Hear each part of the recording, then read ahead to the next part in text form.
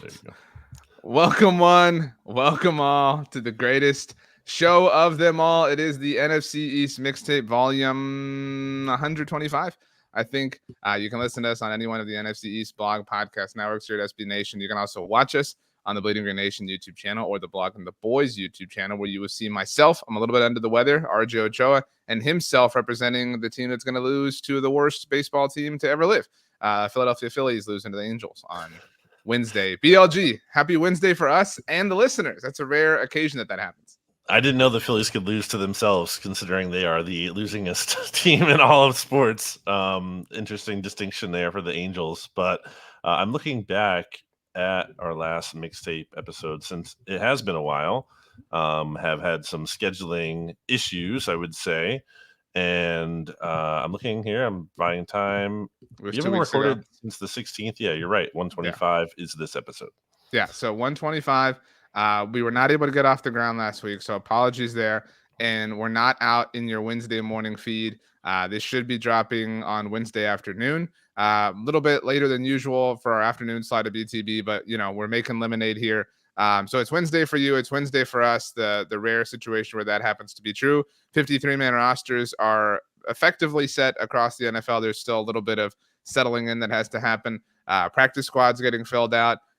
We're now, Brandon, at the point where we can finally start charging forward towards week one.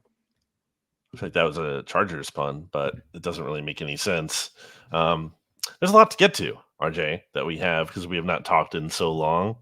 We haven't talked since what? The Eagles and Cowboys. They only played one preseason game, I guess, the last time we talked.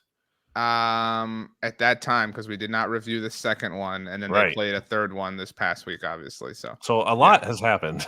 We also haven't spoken since the Washington Commanders won or had the greatest preseason win of all time, knocking off the Eagles couldn't, but the Commanders could. So transitive property suggests that the Commanders are a better team than the Eagles this year. Well, we'll get to the Commanders because there's definitely something that is overdue to talk about, and the moment has passed, but definitely I feel like it needs to be addressed on this show. But getting into, I guess, some of the big picture Eagles takeaways as rosters are now settled for the time being. Obviously, there'll be some tweaking, but for the most part, they are in place.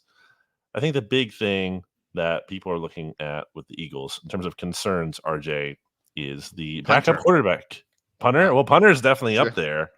They did cut Aaron Sabas, their punter, who made a terrible mistake in the Super Bowl and also was terrible. I think people forget this. He also stunk in the playoffs in 2021. Like that season, he had punts of 27, or it was like 29, 37, and 37 in that. You're saying the one playoff game against Tampa? Is that what you're saying? Like he was terrible. Like he was a disaster in that game as well. So like, why would you bring him back for a third season just to maybe see if he stinks in the playoffs again and is horrible? Like, why would you do that? Like literally just bring in any other punter and see if he can be better. So the Eagles did bring Sabas back to the practice squad. So I think that's just a placeholder move. I think they're going to try to find a new punter.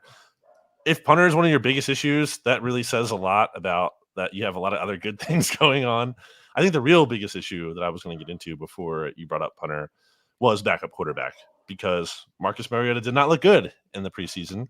And I think some people think Tanner McKee, who the Eagles drafted in the 6th round and did look good, should be the quarterback too. I'm not there yet.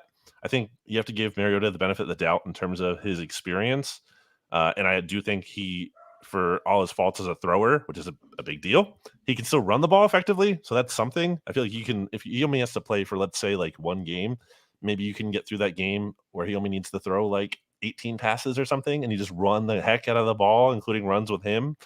If he goes down for a longer time and he can't throw, then at that point, I think you have to turn the keys over to McKee, even though he's a rookie. I think people are almost underreacting to his preseason in terms of like, oh, well, you just have to ride him no matter what. I agree in terms of he's the first guy up, but I would not just like continue to play him if he sucks. Well, I asked at the beginning of the preseason, because there were reports, I mean, obviously from you as well, that camp was not going well for him. I asked if he was like a sneaky name to not make the 53-man roster. Something I like to kind of like a way I like to put things in perspective. Like, where would you say he was in terms of making it? Like, is he like the 52nd player or 53rd? You know what I mean? Like, what's his like threshold? No, I mean, I think there was some, speculation out there. Like NFL.com did an article with potential surprise roster cuts. And then Mike Florio had floated that Mariota could potentially be cut. None of that was like sourced at any point. No one was saying they heard anything. But the fact that it kept coming up made me wonder if someone, was kind of hearing something behind the scenes. But I mean, again, how many backups do have like playoff experience? That's not nothing. And also, one thing I will say in defense of Marcus Mariota is that Gardner Minshew also didn't look great last. I think it's possible that Mariota has actually looked better, if not just like equally bad as Minshew did at this time last year. And Mariota is not working with AJ Brown and Devontae Smith and Dallas Goedert in the starting offensive line. I think if you give him those things, I think you can reasonably expect him to be not great necessarily, but like less worse.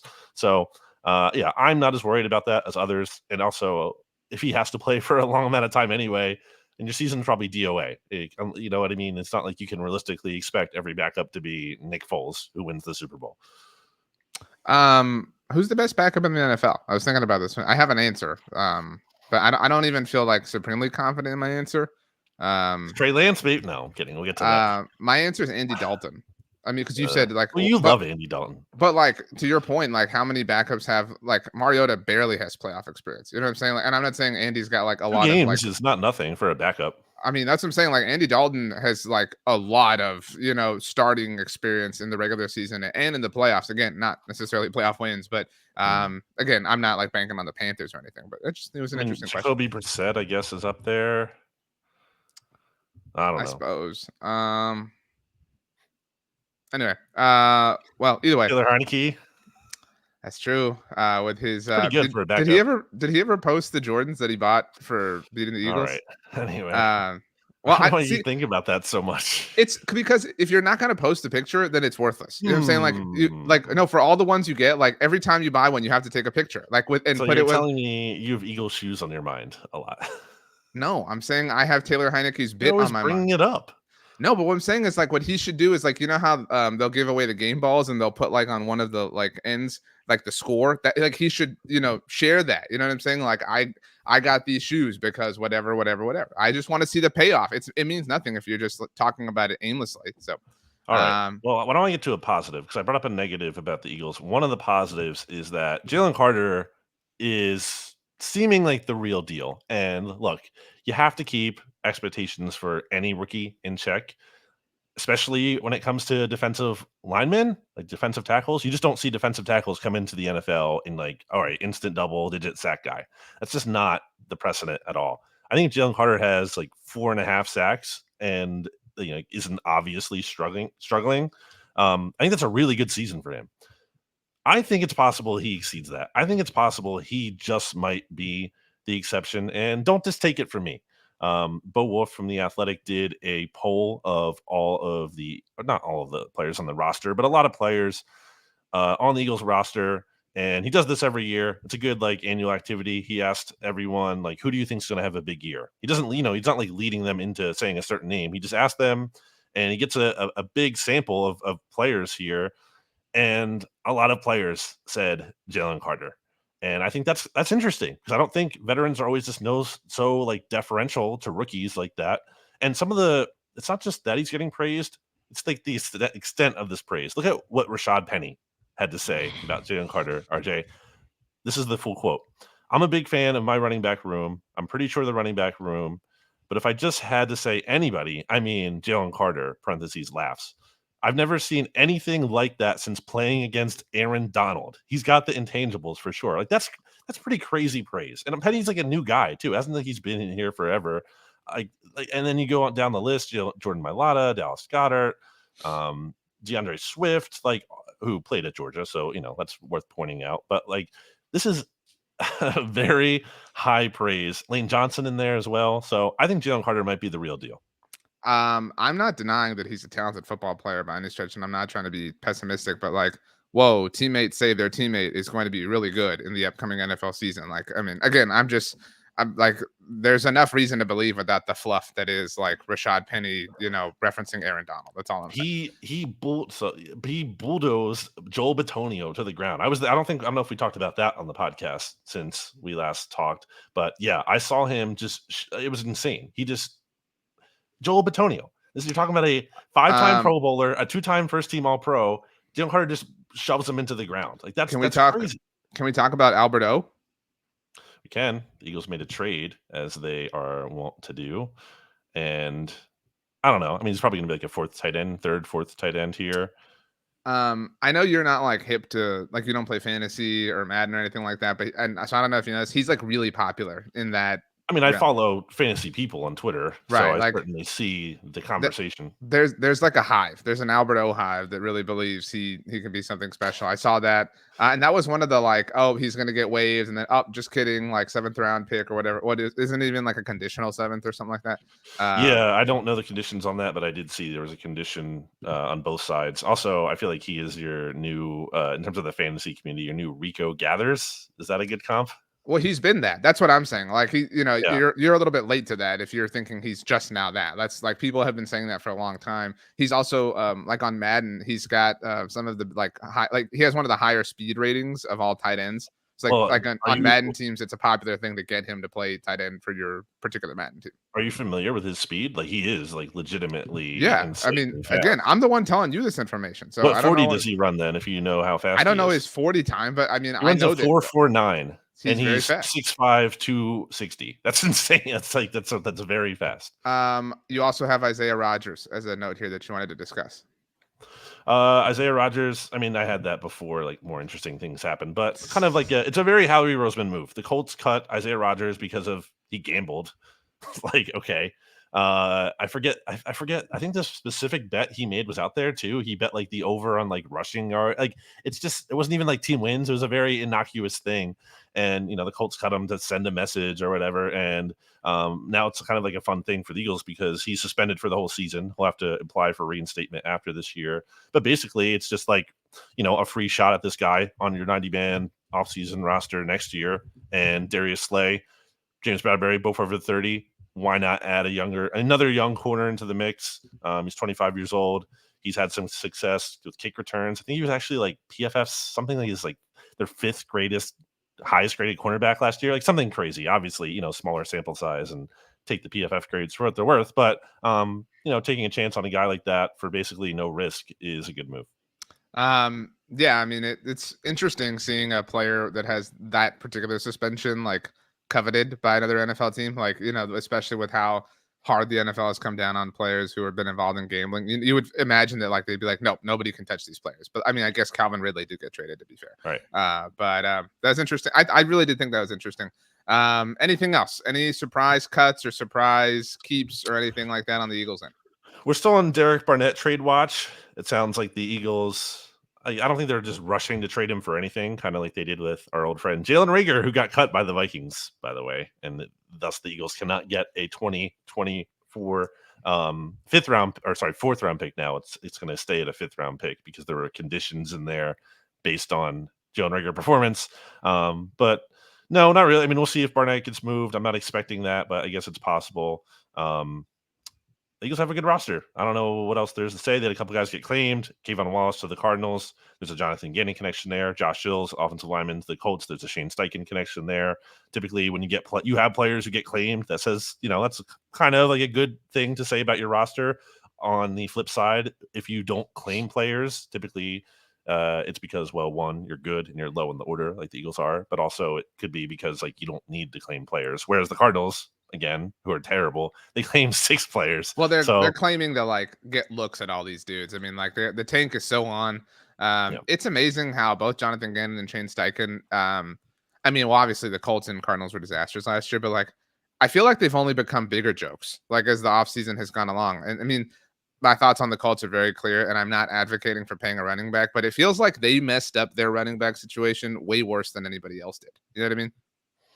I mean, the Jonathan Taylor thing, sure. I mean, how is this going to come to a result that the Colts even want to see?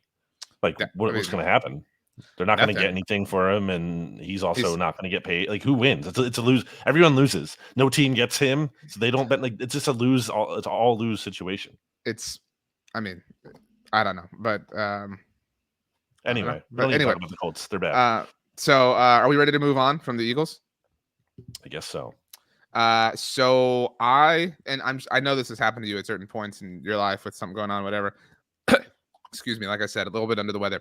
Last Friday evening, getting ready to have dinner with my family.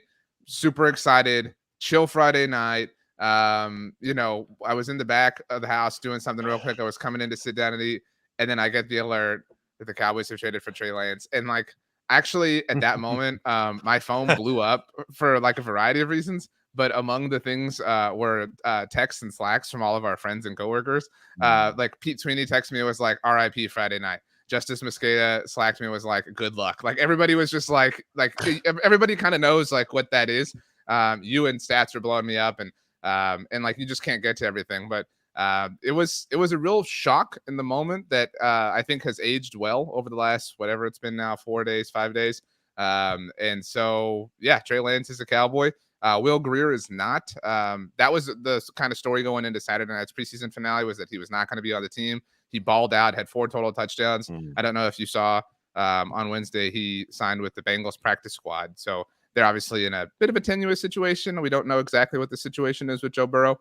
But so good for Will Greer. No massive surprises from a Cowboys roster standpoint. I'm just throwing out all relevant things, and you could pick what you want. They did have Isaiah Land, one of their promising pass rushers, who they waived. He did get claimed by Shane Steichen in the Indianapolis Colts.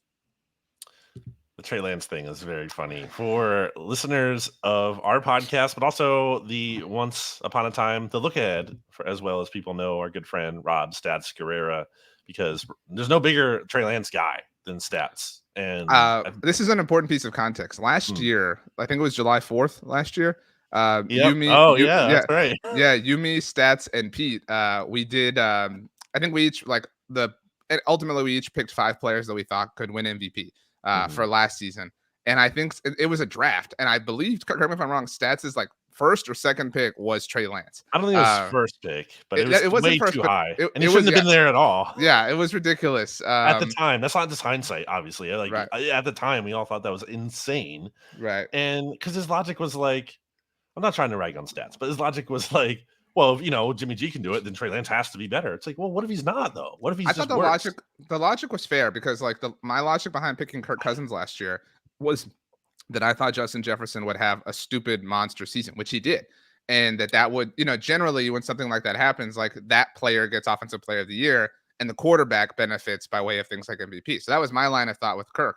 And he had a similar line of thought, right? Like, oh, the Niners are going to be really good. He's going to be the quarterback. He has the new starter energy around him. That's a popular vibe for the MVP. But it really was just super silly. It is a 4th round pick. The Cowboys have now dealt a few 2024 picks already.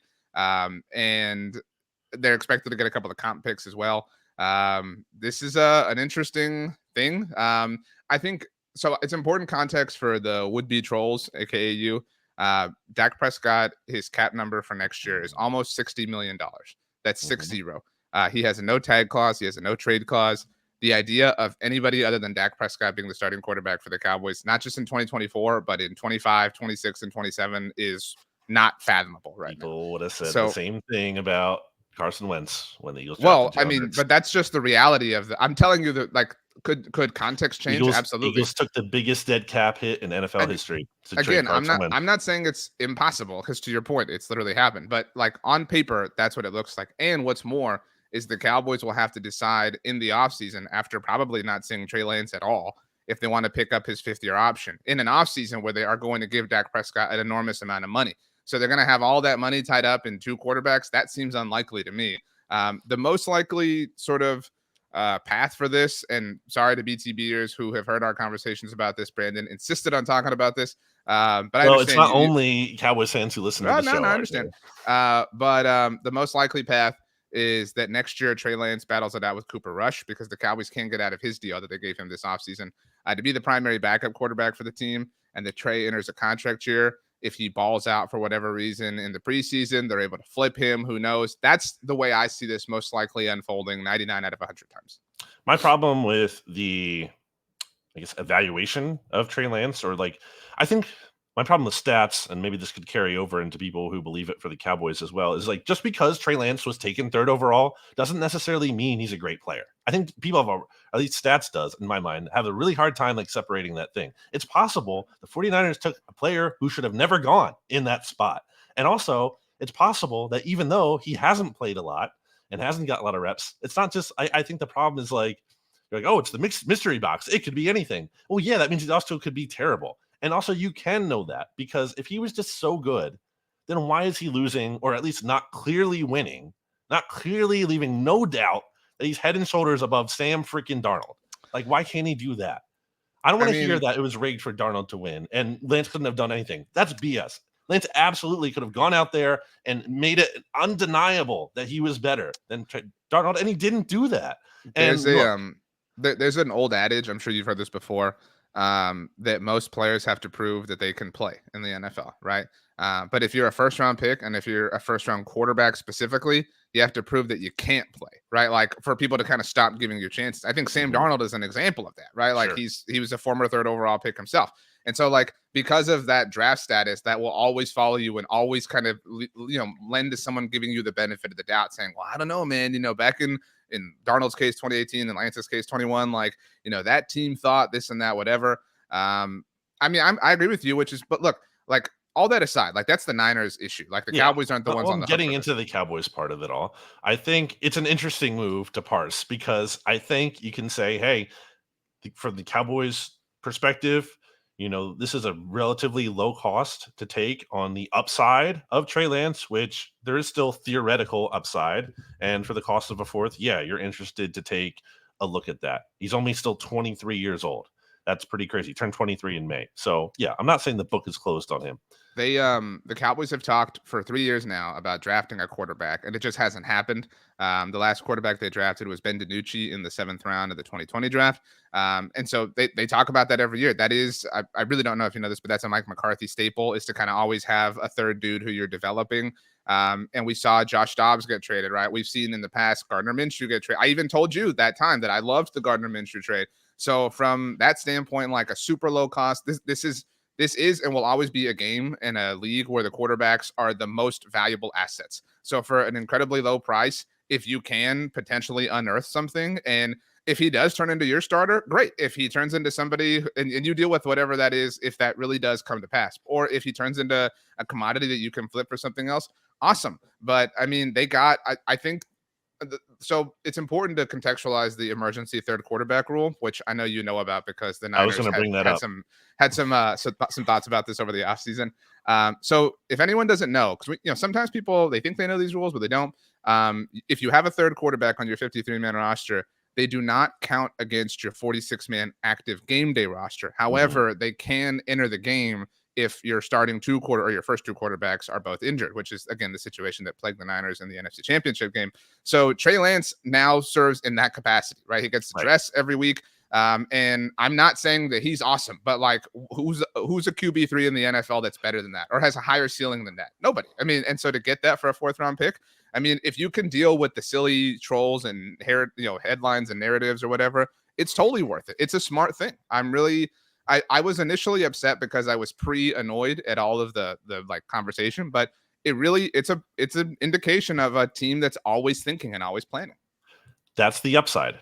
I don't think there is zero downside. I would not agree with that. I think you make a pros, and you can say the pros outweigh the cons, but the cons are real. And I think the con is that for a team that is positioned itself to be in this, Super Bowl window now, pushing now, not thinking as much of a long term, maybe it's most important. I think it's fair to like posit or wonder if it's most important to keep your starting quarterback happy. And a lot of quarterback rooms, your third quarterback is a guy who isn't necessarily this amazing upside player as much as he's a guy that the starting quarterback likes and helps him get prepared and stuff like that. And you can wonder what the value of that actually is. Might not be valuable at all. I don't know.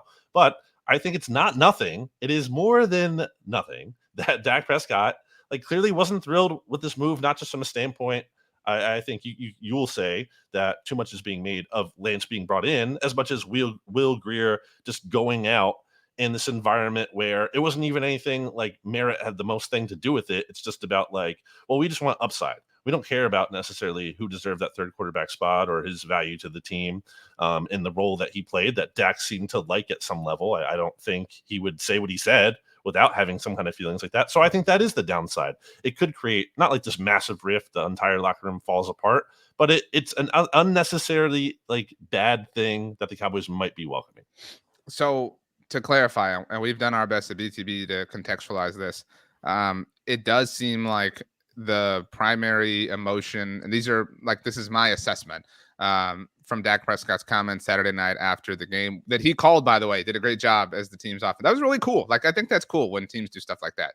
But anyway, was a level of upsetness over the treatment or whatever you want to call it of Will Grier. That's his guy. They've been together for a while. I mean, if you're in the NFL and you know how precious opportunities are, again, back to the, like, somebody like Will Grier has to prove that he can play and that he belongs. And somebody like Trey Lance can really have this unique, NFL career that's so void of opportunity and still have all these people willing to believe in him. I can understand how that would bother you. Like, if you are somebody who's in that world. And while that is fair and, kind of Dak Prescott to have Will Grier's back, at the end of the day, I mean, like, get the better player, get like, you know what I mean? Like, if as a fan of the team, like, get the best possible situation. Like, and so if Dak really is upset about that, we had an article go out today, actually on Wednesday at our site that Jess Haney wrote. And again, I don't think that Dak was like, how dare the Cowboys do this, whatever, blah, blah. But he was like, that would be really hypocritical of Dak anyway. Like, Dak's whole career was born out of the Cowboys doing that exact same thing.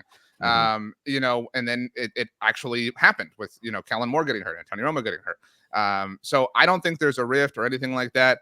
I mean, it's worth mentioning that the Buffalo Bills were a team who was also in on the Trey Lance thing. I'm not saying Dak and Josh Allen are the same thing, but they're similar situations in that you have this unquestioned starter, and Trey Lance needs that. He needs a place kind of like what Mitchell Trubisky had in Buffalo, like a place where you can go in and it's not a question whatsoever. You're just the dude who's there to kind of help retool his image, et cetera, et cetera. And then somebody else will give you a shot down the road like they did with Carson Wentz or Andy Dalton or whoever the case may be, Sam Darnold now in San Francisco as well. I mean, I kind of disagree from the standpoint of he needs reps more than anything. This is a guy who's not played. He needs to play. I agree. Like, I mean, like, that's why I'm like, I don't think he'll be of use to them this year. Like, because the reps he'll get will not come until OTAs and minicamp and training camp next year. So Trey Lance really is on ice, and he's this really theoretically talented person who is on ice. I mean, like, again, I love Will Grier and I wish him nothing but the best in Cincinnati. But if we had to smash the glass on the third quarterback for the Cowboys and they had to go play the Eagles or whoever, I'm not saying I feel great, but I feel much better about the idea of Trey Lance just having some sort of talent unveil itself than Will Grier. We know what Will Grier is in the NFL. He couldn't beat out Cooper Rush, to be the primary backup for the Cowboys. We don't fully know, again, in a theoretical sense, what Trey Lance is. So I will always take that upside on a position like QB3. Well, I mean, Jerry Jones couldn't get the real quarterback he wanted to replace Dak Prescott, and that was Jalen Hurts. This was he had also, to settle for Trey Lance. This was also really dumb. So he had the quote about, I'm sure you know now, but he didn't mention Jalen's name. This is really well known, I thought. That's why I'm kind of shocked. Jalen was a visit. It was a virtual visit, but he was a 30 visit of the Cowboys in 20. Yeah, but I mean, it's different to say that and then like, hey, we were going to draft him. That's not the same thing. But it's not the exact same thing. That does speak to like what they've wanted to have that development quarterback. Like, teams don't necessarily want to draft every single player they bring in for a 30 visit. Definitely, again, that's not true. They thought very highly of Jalen Hurts, rightfully so. And Jalen Hurts thought highly of them. Remember, he had the Cowboys, whatever it was, locker plate thing in the background of him. So, like, again, I'm just saying this was like a really well-known thing. I thought I was surprised at the legs that this got. I thought it was universally understood by now. Do you think Jerry Jones would take Jalen Hurts over Dak Prescott today if he could just pick between the two, same contract? No, I don't. Okay. No. You also have here that the Ringer projects the Cowboys to have the top defense in the NFL. Yeah, that's from Sheil Kapadia. It's just, I don't think it's crazy, obviously, but it is funny though, right? In terms of I think one of the most common refrains on this show since we've been doing it is that defense is not sticky year to year. And it has been somehow here, which is like, okay, maybe the Cowboys are the exception. Maybe Dan Quinn, that is the exception. But it's just, it can be hard to bet on the exception and count on that definitely happening. So it's not an unreasonable projection when I look at it, but I also don't like. Is my confidence level? Like full? No, it's not. So I mean, you're right. Like a year ago, I was like, "There's no way they're gonna have as many takeaways." They had more. They were the first team since the 1970 Steelers to lead the league in takeaways in back-to-back years. So they kind of like they are the exception already. You know what I'm saying? Like so, but to that point, it's like, can you continue to be the exception? Like that's even more difficult.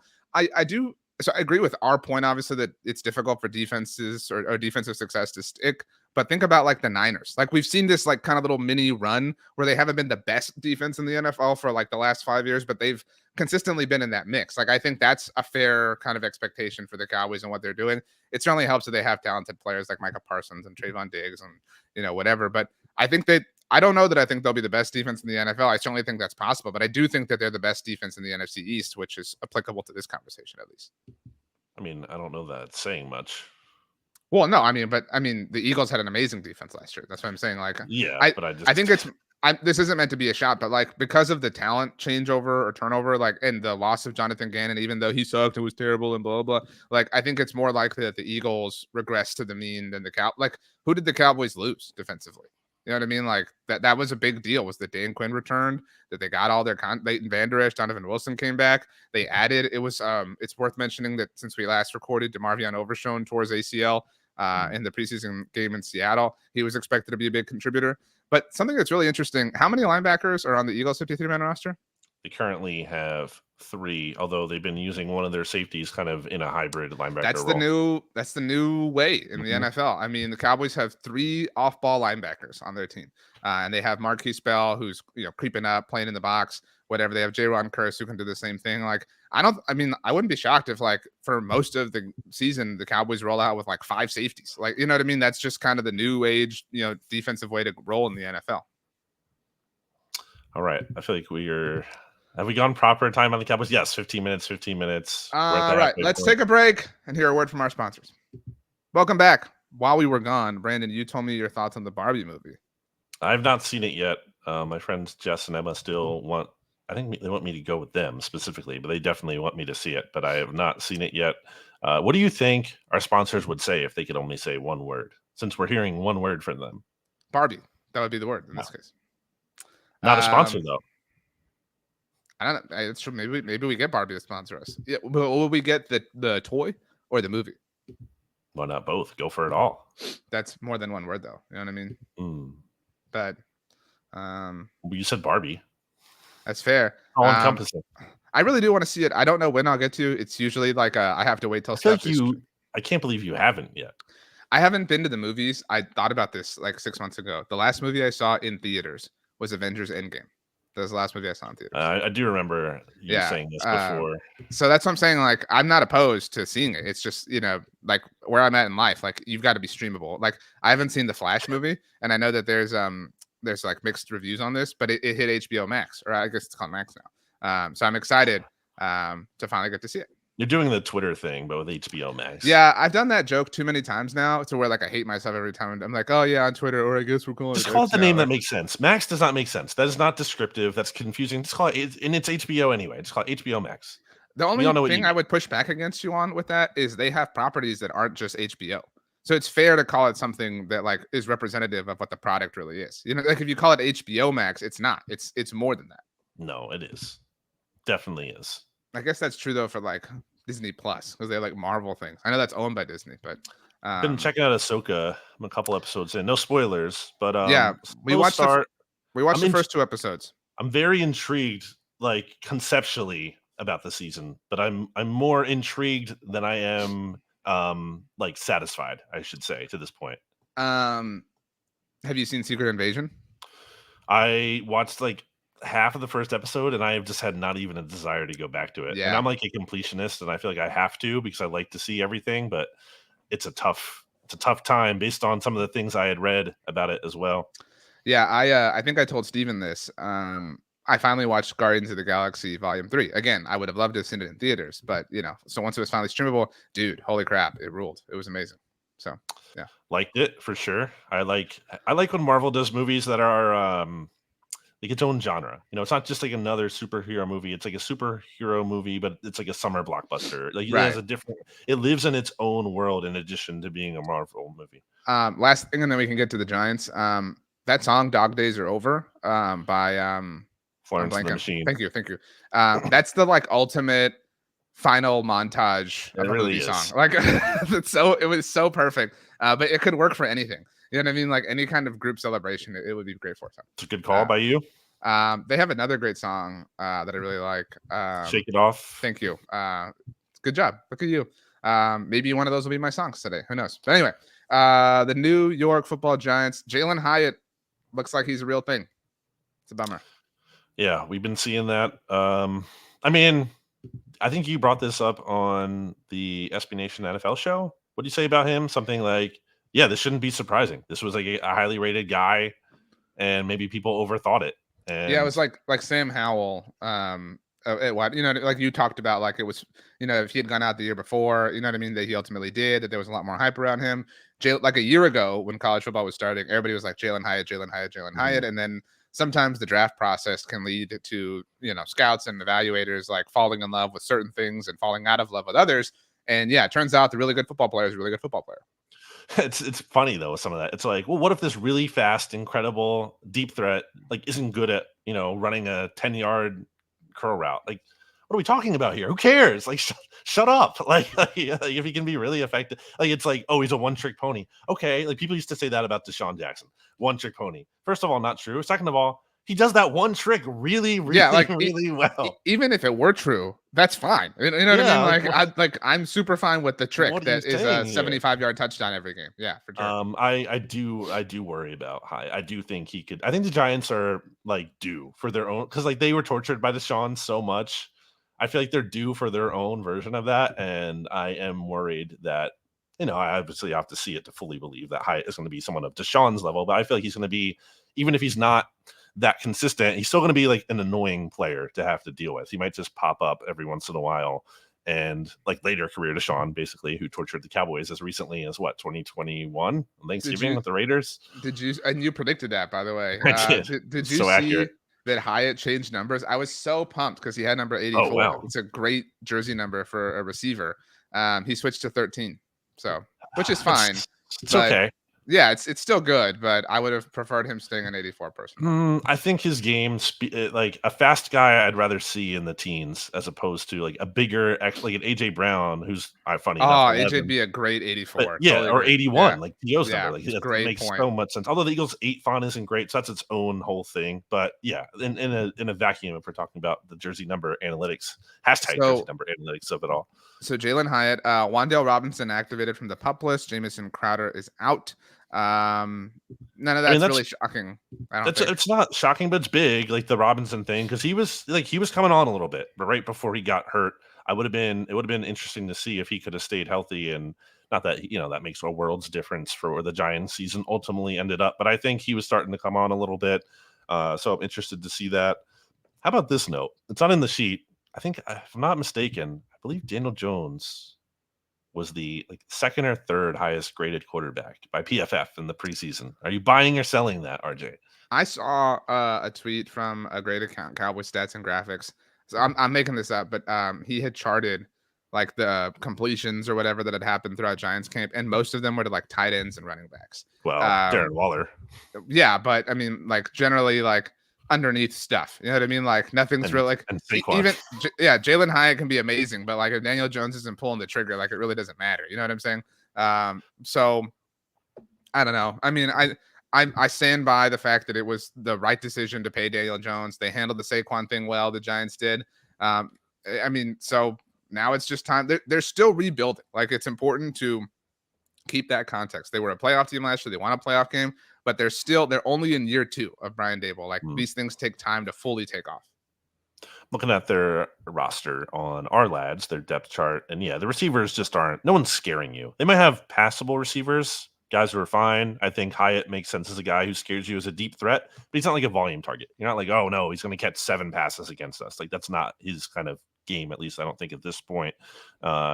Still feel like their offensive line can be had, from left to right. We're looking at Andrew Thomas, Ben Bredeson, rookie John Michael Schmitz, who's done some good things, but is a rookie. Mark Lewinsky, who's like just a guy and an aging one at that. And then Evan Neal, who we've talked about, is a huge kind of like X factor for the Giants. If he makes that Andrew Thomas leap from year 1 to year 2, that would be a huge deal. If he continues to be really bad, that would also be a very big deal. If he's in between, it's probably not good enough because the rest of the offensive line there isn't really that great. So I still feel like they can be undone in that spot.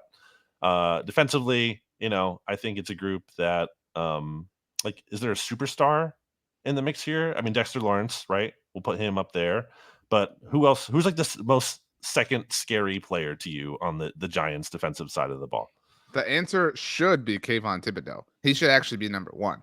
You know what I mean? And maybe that leap really does happen, like as games start to actually happen. But like it should be that dude. You know what I'm saying? Like you're drafting a pass rusher that high, like he should come in and be like Micah Parsons. You know what I'm saying? Like and again, that was a little bit of a weird thing, but like, but yeah, I mean, if it's not Kayvon, I mean, Adoree possibly. Yeah, I mean, we've always been big Adoree fans, but I still think the answer is Kayvon Thibodeau, just because of the potential. Like, if that clicks, if that clicks, then they're cooking with a little bit of gas.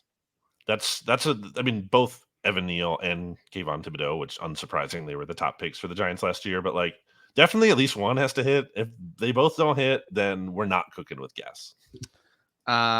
The Washington Commanders, as mentioned, we haven't spoken since they knocked off the Ravens. So on the much subject more notable from that game. On the subject of jersey numbers, so their streak ended at, was it 24? Right, that was the streak. Yeah, you talked about this with Clowney choosing the jersey. Yeah, Clowney chose to wear number 24, and literally the streak ended at 24. Wow. So it was the kiss of death.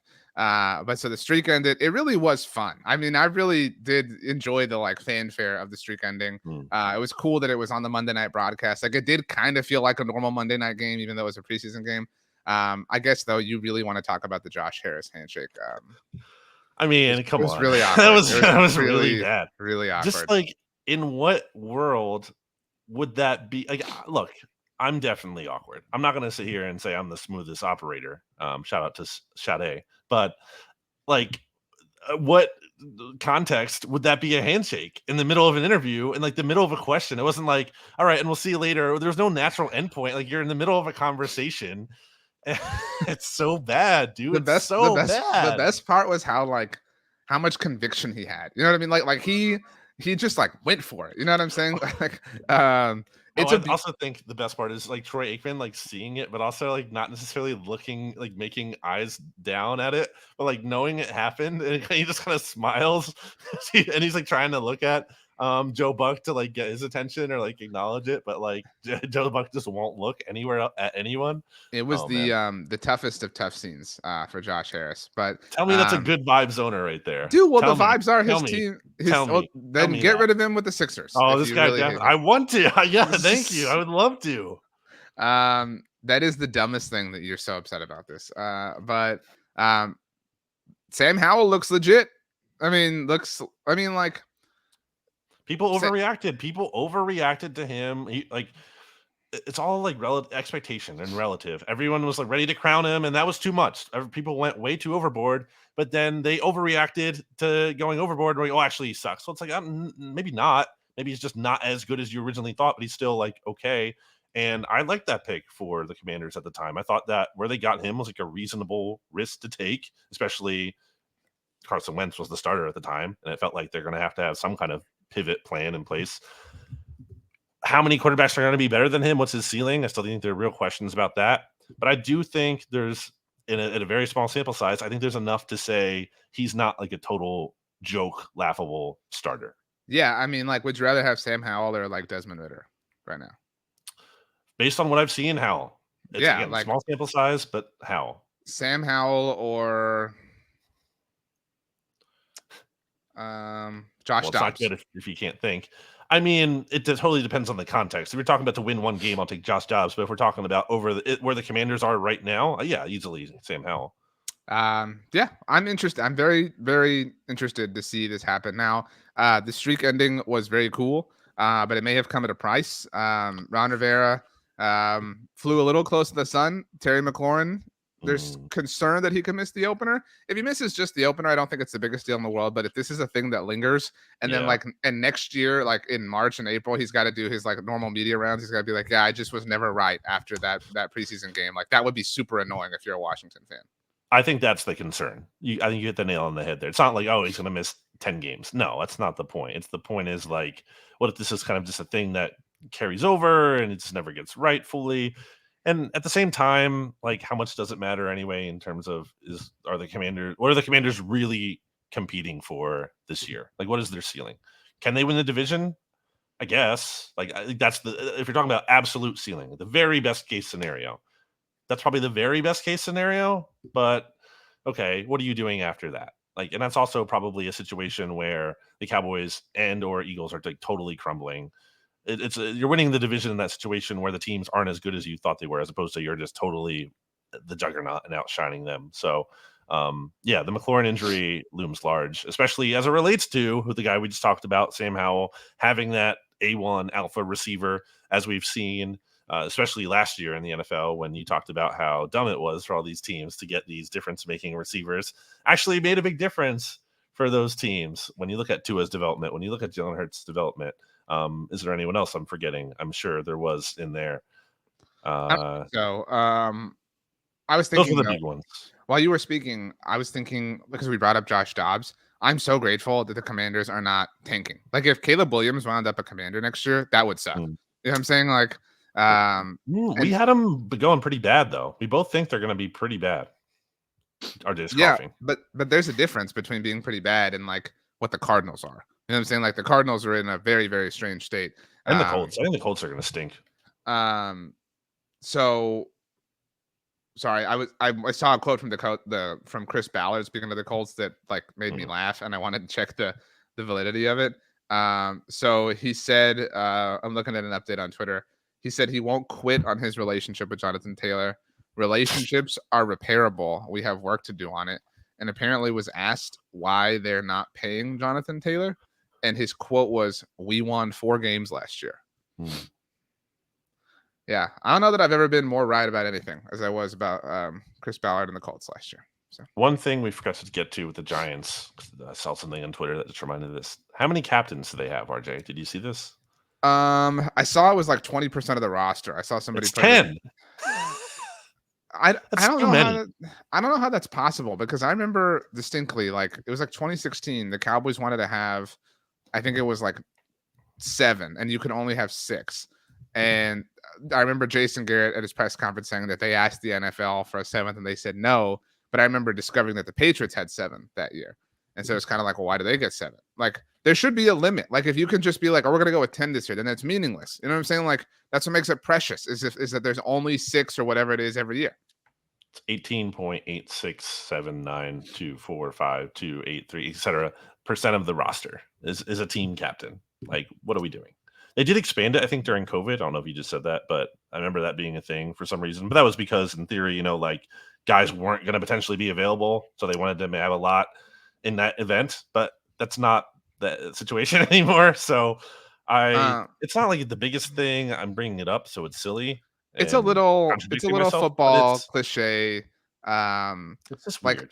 I know you're not watching. I know you're not watching Hard Knocks. And who are they again?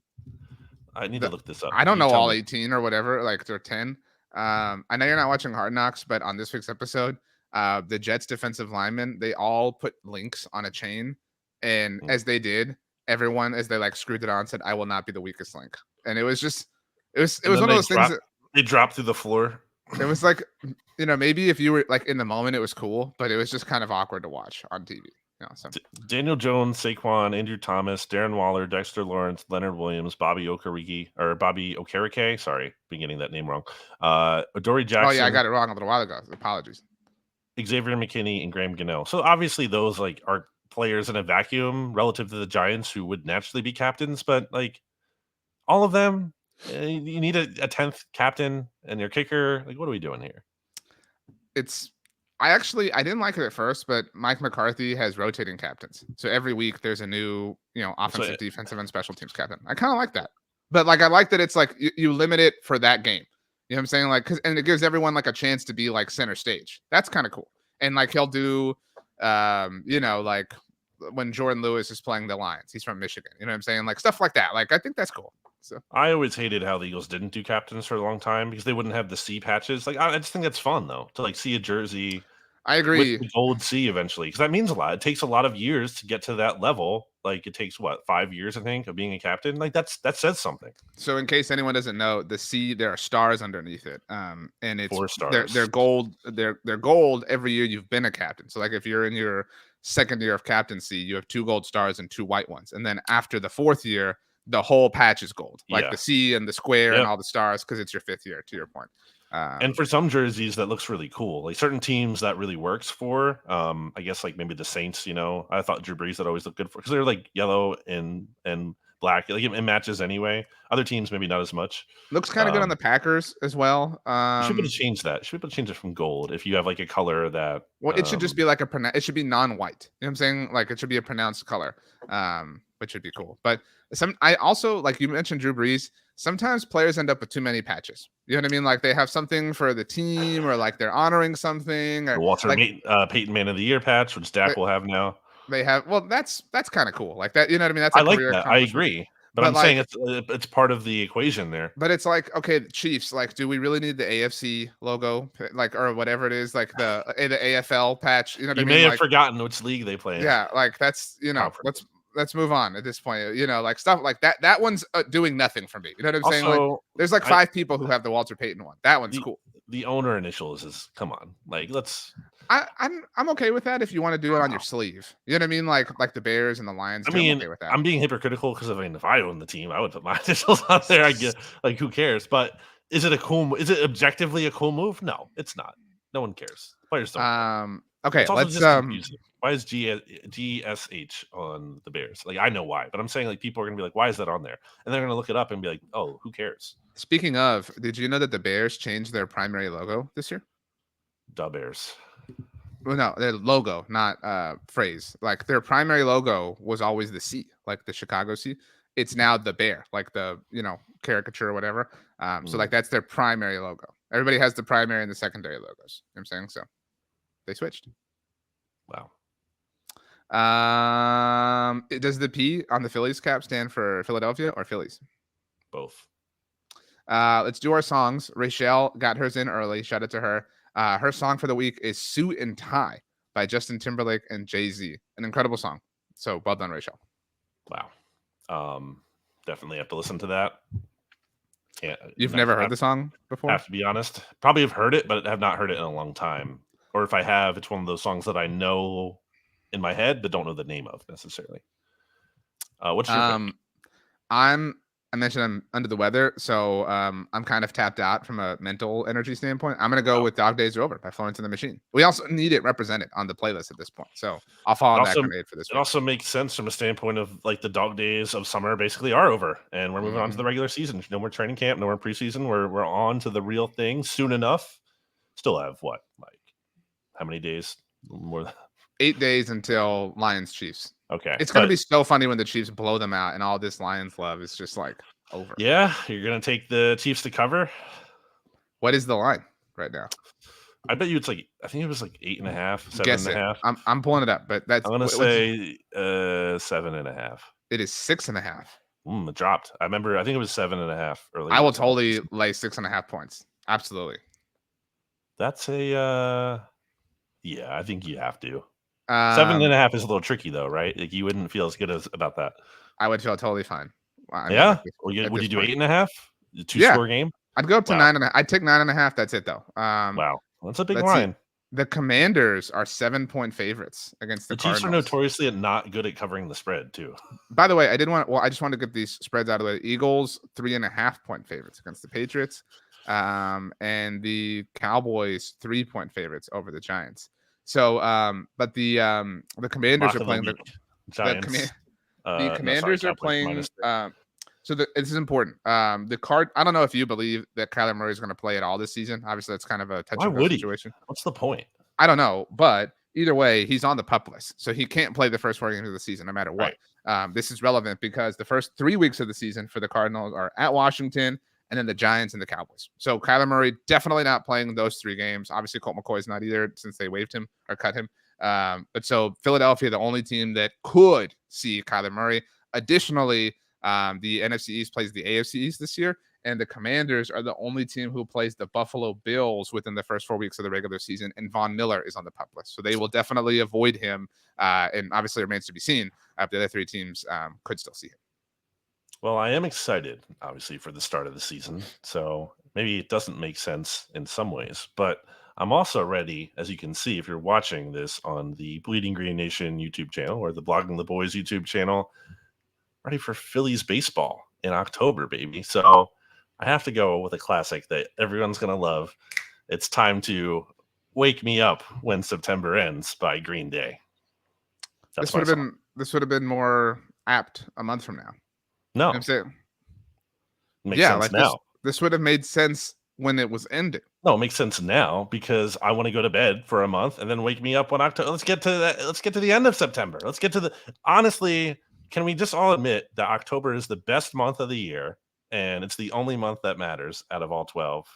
Come on. Bring it on. I really thought so first NFL of all, season's in gear. Got the Phillies going to the World Series again. First of all, how did the Phillies last World Series trip go? They won how many games? 3 games? 2 Two games? I think there's 2, yeah. Okay. Well, they won 2 games. They were halfway there, dude. But I thought you were gonna go with high hopes because you were talking about the Phillies. I thought that's where you were gonna go. But I used to listen to. I remember like vivid memories of listening to finding out about it for the first time. My summer going into 8th grade. About like that's when American Idiot was really big, and I just remember seeing that music video on like MTV or whatever at the time still, and that's why it's in my mind. Wake Me Up When September Ends. Good song. Yeah, kind of a slow pace, but it builds. I don't think it builds. Yeah, it does. There's a crescendo. Is it even on the American Idiot album? What are you talking about? Yes. I really don't know. I'm really not certain. Just lying or misinformed. Of course, I know I brought this up before, but that album, I was just listening to it. That album premiered on Madden. I know I brought that up before. Madden 2006. I feel that was like always the lead song, right? Well, like I feel like it was the first song that would come on, or at least American Idiot was. Yeah, and the song American Idiot, not the right. But what I'm saying is the album was first accessible on Madden, like before you have brought this up. Before it was even available. Like a Madden exclusive. Yeah, before you could get it like Sam Goody or whatever. You know what I'm saying? Sam Goody. Yeah. Okay, so we've got Suit and Tie, Dog Days Are Over, and Wake Me Up When September Ends. Yeah. August, see ya. It's August 30th when we're recording this. August, get out of here. September, look, it's fun, but whatever. I mean, like, who cares about the games in September? October, that's when things start to get real. You start to really figure out if the teams are actually good or not. So let's just get to October, baby. It is a magical time when the MLB playoffs are happening in parallel. I know we've brought it up many times, but the Eagles Thursday night game in Houston was really cool. It was a really interesting night with the World Series happening at the same time. Like that was just, it was a lot of like sports fun. People didn't know what to like do. Well, I mean, they did. Obviously, they figured it out. But I mean, like, I felt like people didn't necessarily like fully know what to do here. It was like, oh, how are we going to coordinate this? Like, where I was at, it was like, okay, there's the Eagles game on one TV, but which TV do we put the Eagles game on? We put the World Series on. So yeah, it's a whole thing. Okay, let's get out of here. And as we do, Brandon, give us something you promised to eat before next week's mixtape that is not pizza. Wow, how did you possibly guess something? That's a good question. I don't have anything in my mind that I can think of super easily that I'm planning to get, but I'm gonna say a stick of cheese.